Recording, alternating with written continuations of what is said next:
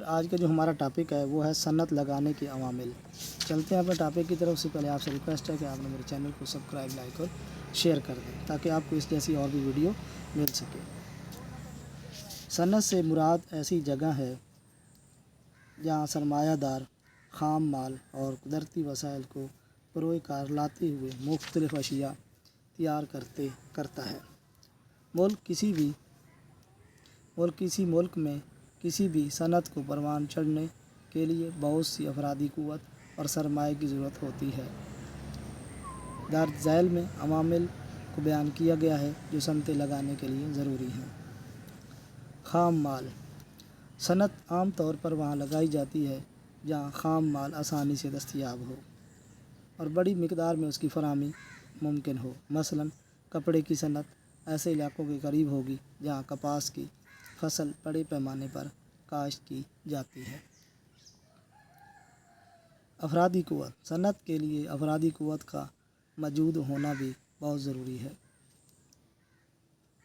صنعتوں میں تربیت یافتہ اور غیر تربیت یافتہ دونوں طرح کے لوگ کام کرتے ہیں۔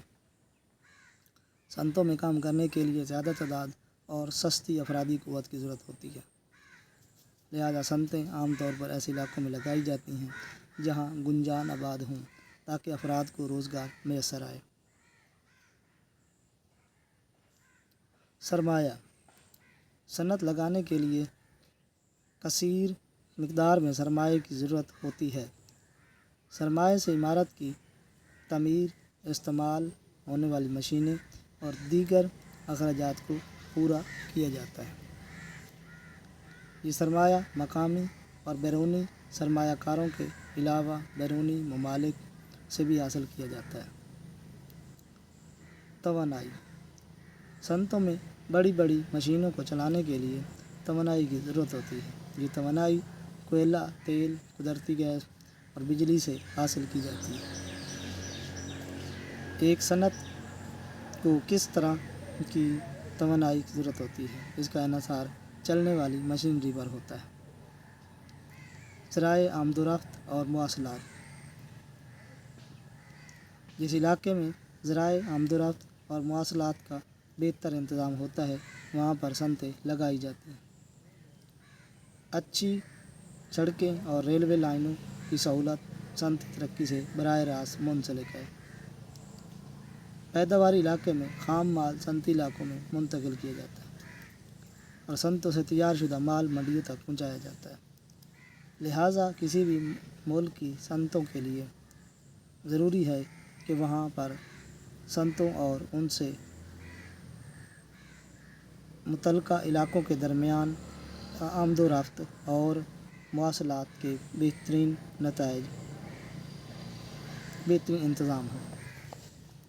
عام طور پر صنعتیں ایسے علاقوں میں قائم کی جاتی ہیں جو منڈیوں کے قریب ہوتی ہیں، کیونکہ صنعتوں سے تیار شدہ مال فوراً منڈیوں میں بھیجا جاتا ہے اور منافع کمایا جاتا ہے۔ حکومتی پالیسیاں۔